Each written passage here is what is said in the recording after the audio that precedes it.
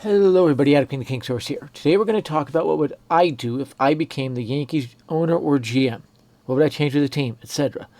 Before we get into this, that red button says subscribe to the channel, like the videos, watch them all the way through. Really just help my channel, all of the sports related channels out. So the first thing I would do is not fire the man on the screen if I was Yankees owner.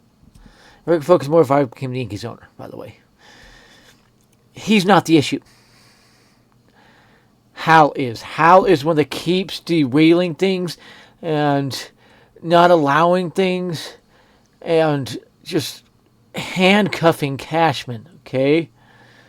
That's a major issue. And how do you deal with a GM that's doing that? Or working under that? Well, I would turn him loose first. But I would be pushing for certain moves. First is Aaron Boone is gone. Hire manager can really do it. I would look at Tony Pena myself. I think he's the best Yankees manager as of right now. Okay? So I'd hire Tony Pena as manager, work with him on a hitting coach. Get rid of Rosen. Rosen has not been good enough. Has been half good enough. Okay? Pitching coach, maybe I would keep Matt Blake for one side of it and not hire a co-pitching coach like a David Cohn for the other side of it. Because Matt Blake doesn't seem to have the ability to see when a pitcher's starting to struggle or a little bit out of sorts and get out there soon enough. I've been dismayed with him in that sense. He's fixed some, but he still does not have that ability. So that would be my number one thing there, is get a new manager and hitting coach. Now, who would I look at for hitting coach? Well, Paul O'Neill would be a good one. Maybe have him be a co-hitting coach with somebody else where he can still be in the booth and maybe message down to one what he's seeing. After him, I think about somebody who's really good power-wise, but could keep an average up. There's several guys like that, like a Jim Thome, a Barry Bonds, a Sammy Sosa. Somebody like that. Now, I like a Jim Thome who's not on steroids, but he can teach being able to hit for power and average at the same time. So that's where I would start. After this, I start looking at each position and what do we have to get rid of. Volpe, I would DFA or trade immediately. Just throw into a trade package, let MLB know he's available for trade in any package. Probably for third baseman. If I threw him straight across for Ryan McMahon, that trade gets done pretty quick, I think. Maybe after one other player in there, like a pitcher for the Rockies. But I get rid of Volpe. I get rid of Volpe immediately. He has to go. Now, how do I fix shortstop? There's a couple ways you could do it. You could look for a shortstop in the market. There's not a lot of them, though. It's kind of a weak market.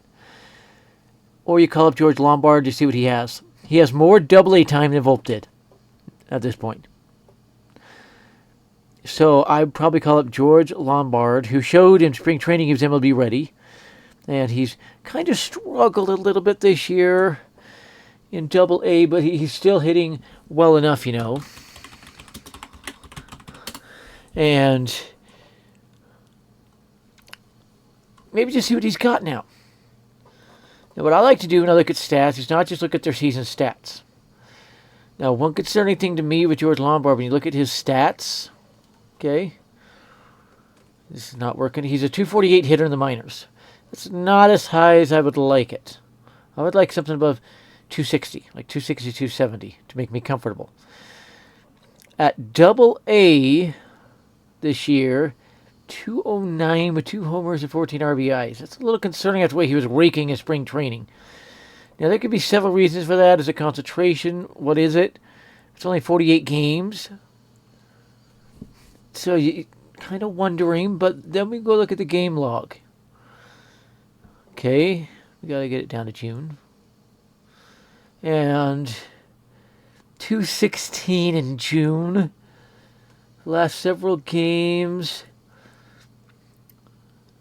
He hasn't had a multi-hit game since June 22nd, to put it plain and simple. Hasn't had a hitting streak, more than 2 games in a while. He had a 4-game hitting streak from June 19th through 22nd, 2 multi-games there, so it seems like he's just not hitting much. So I may shy away from him as far as shortstop goes. The issue is Yankees have another player who can play shortstop right now.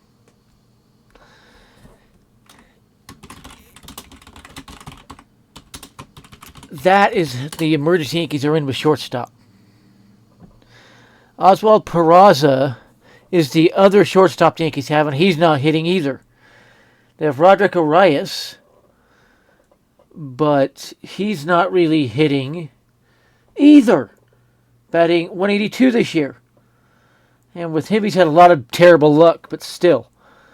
So you look down here, who else do they have that could play shortstop? You have Manny Cedeno, but he's still in rookie ball. Can't consider him. Yorbit Vivas, would you try there? He is hitting. I wouldn't. You have Rock Riggio, would you try him there? Potentially. He can play shortstop, and he is flat out raking, batting .259 with 14 homers, 33 RBIs, just flat out raking in 2025. He is proving he should maybe be given a chance. Outside that, they have no one at all. The only other MLB-ready minor leaguer they've got is Dylan Jasso, and he can't play shortstop. Okay? So, it might be best to look outside the organization. Now, when you do that, there's not a lot that you could really realistically get that could fix the Yankee shortstop position. And this is the kind of issues Cashman put himself in by not signing Corey Seager. And no, he's not available. Don't even think about that one. So, go to ESPN Stats, click on MLB Player Stats, and then click Shortstop. And you will see which players could be potentially available. C.J. Abrams batting .287 with 11 homers, 31 RBIs. The Nationals going, okay, therefore, third in their division. Is he available? No. You go on down. Xavier Edwards, .283, no homers, 19 RBIs. Marlins, now you don't want to look at that one. Ellie De La Cruz with the Reds has been a defensive disaster at shortstop for the Reds. Only shortstop with more errors than him in baseball is Anthony Volpe. Okay? That's how bad he has been. 6'5", the long legged shortstop days don't work. Okay, he's got 12 errors this year. A fielding percentage of .959. He had 29 errors last year. This guy's a disaster at shortstop. That's not one you want to be looking at. Okay? So then you have to go further down. Baltimore's not going to send Gunnar Henderson to the Yankees, so you jump on that one. 10 homers, 29 RBIs, .277 average. Josh Smith, nope, not going anywhere. Bo Bichette could potentially be available, but again, he is not really a shortstop. Team is looking at him to move to third base or second base. Then you have Zach Neto. .268, 12 homers, 49 RBIs, really good defender. 29 RBIs there. Do you really think the Angels would trade him? If so, that's when you probably go after. Then you have to skip a couple. They're not available. All the way down there, Bogart's not available. Correa, the Yankees are never going after him because of his cheating, and he's barely batting .256. Then you keep going down there. The next one, maybe Trevor Story, if you can get him from the Red Sox. He's batting just .237. He's proven he's done. Gabriel Arias, no. Willie Adames is just completely flopped, batting .211. Okay? So Zach Neto might be the only one available worth anything. Okay? So Angels are out of it. That's why I'm saying he might be available. Is this year a fluke? Well, last year he batted .249, hit 22 homers, 77 RBIs. Proves it's not. He's in his third year. Defensively, had 18 errors last year, and that shows he is a major liability defensively. So do you want that defensive liability there? The best shortstops can play a full season with only around 5 to 8 errors. Or less sometimes. It's rare. So the shortstop position league-wide is kind of weak. The Yankees just might be in trouble there. They might just have to experiment there. And there's another one the Yankees could look at. Trey Sweeney. He was just sent down to the minors by the Tigers. The issue is he's kind of fallen off a cliff offensively as well. .221 average, 4 homers, 23 RBIs in 70 games. That's nowhere near enough numbers. Maybe we're starting to see after that hot streak to start the season why the Yankees gave up on him. So shortstop is a weak position around the game. Maybe they'll have to try to get lucky and move somebody there who's just a very good athlete. But I don't really see anybody within the Yankees organization they could do that with. Okay? So shortstop's one. You get rid of Volpe. I might just put Peraza there. Give him a chance. Playing every day. See if he can get the bat going. Because he is a really, really good defensive player over at third and shortstops. Maybe I'll just put Peraza there. What other positions need help? Well, you got to get a third baseman. We already talked about it. Move Jazz back to second base. Trade for McMahon, Hayes, or Arenado. They're all available at varying costs. I think Ryan McMahon would be the easiest to get. And he's an impact bat when he's on. Maybe you can fix him, putting him in the Yankees lineup, taking all the pressure off him from having been the man in Colorado.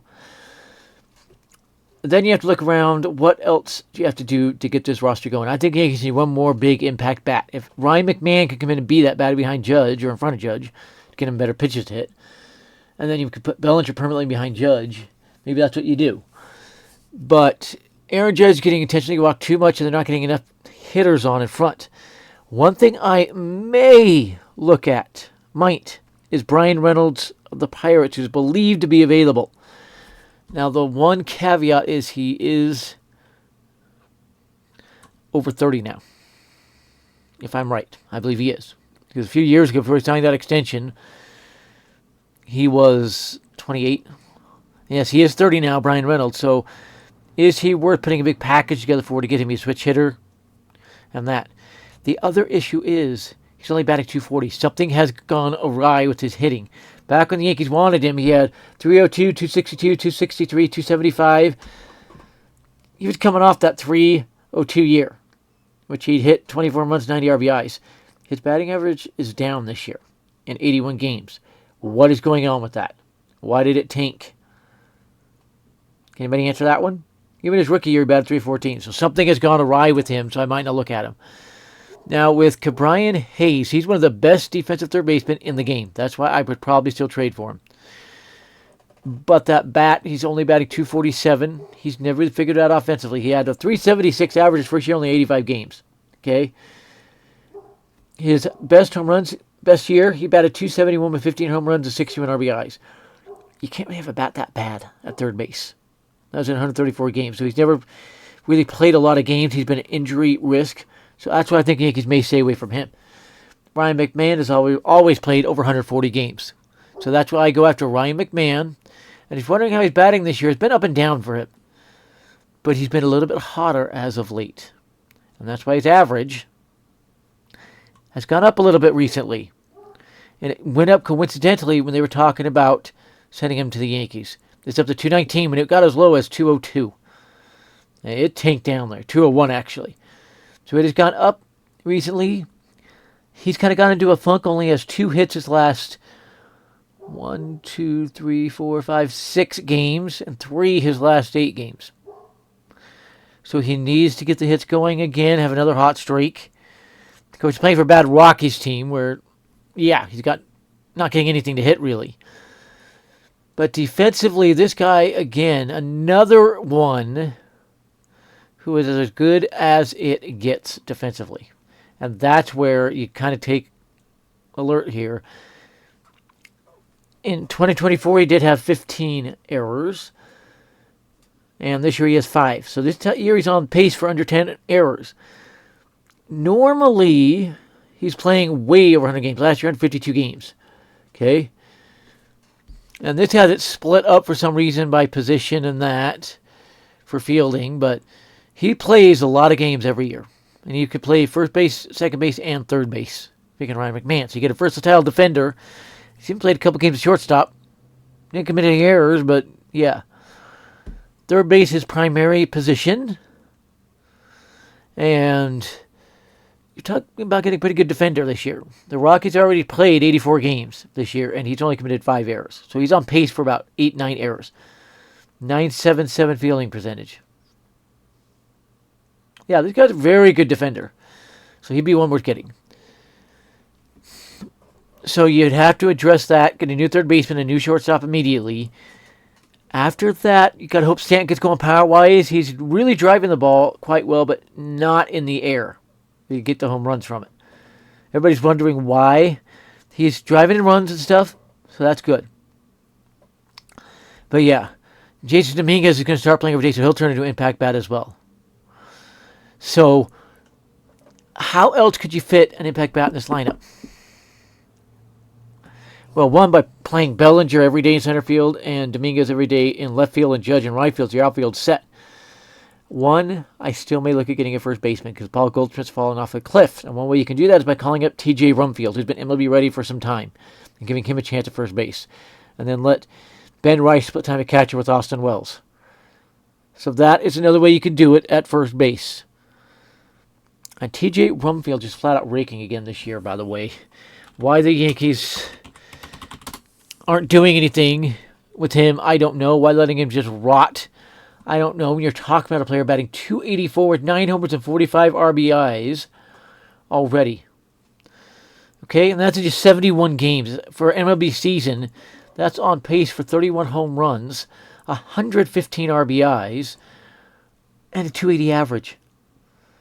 Why is this guy not up in the bigs? 54 strikeouts and 250 at-bats. It's about a 22% strikeout rate. You can live with that. Why is this guy not up in the bigs? I just don't get this. When you look at his fielding, not many errors at all. 5 errors in 2025. He has 20 errors in 5 seasons now in the bigs. This guy's a really good defense first baseman. He's raking. Why is TJ Rumfield not in the bigs? That'd be one way to get a talented young first baseman up and see what he can do. Now, after that, if you fix the offense with those moves, got to discuss pitching. Got to bring in some relievers. And I think at least one more lefty and then a couple of righty relievers. Guys I'd be looking at would include maybe making an offer to get Aroldis Chapman back. That might be my third or fourth lefty reliever out there. So, let me look here. Let's see if I can do something. Player pitching, all MLB. And I want to see if I can do lefty relievers. It's not allowing me to do lefty relievers. Only starting pitchers is what it's showing. Yeah. So that one's a little bit harder to figure out. But there are a few lefty relievers out there in the market you could go get that are pretty good quality ones. If I could see the stats. Let's do that. Nope. I'm just trying to figure out how do I change it to relief pitching. Let's try MLB.com. Because I want to see if we can just do the stats on just relief pitchers. So, whoa. Okay, there we go. Pitching. Can I change it to relief pitchers?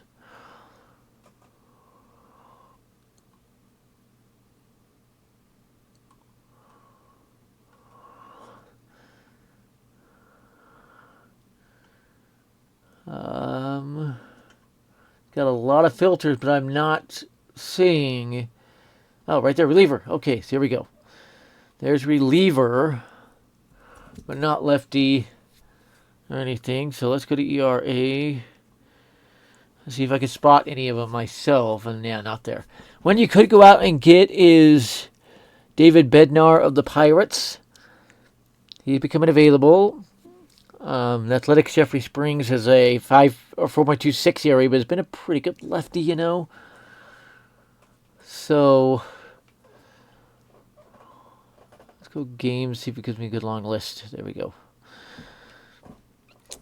Yeah, there's Adrian Morejon of the Padres, a lefty, 1.96 ERA, but they're in the wild card spot. They're not going to be trading him. Yeah, there's just not a lot of good lefties out there right now from what it looks like to me. Tim Hill's doing okay, 2.45 ERA, so he's doing pretty good for you. Maybe the Yankees reach down into the minors to call up a lefty reliever. And see what he can do. Yeah. Let's try this one. Just trying to think what lefty relievers are out there. A.J. Puck is injured. He's out. Can't even talk about him. According to ESPN, Garrett Crotchet is in trade talks. He's not a lefty reliever as a starter for the Red Sox. So it's a little bit of a surprise that he would be in trade talks.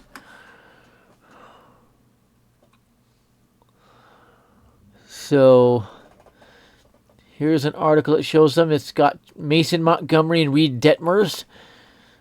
So there's a couple more you might look at. So there are some guys out there. I go out and get a lefty reliever, then 2 righty relievers. That's what I would do if I'm the Yankees.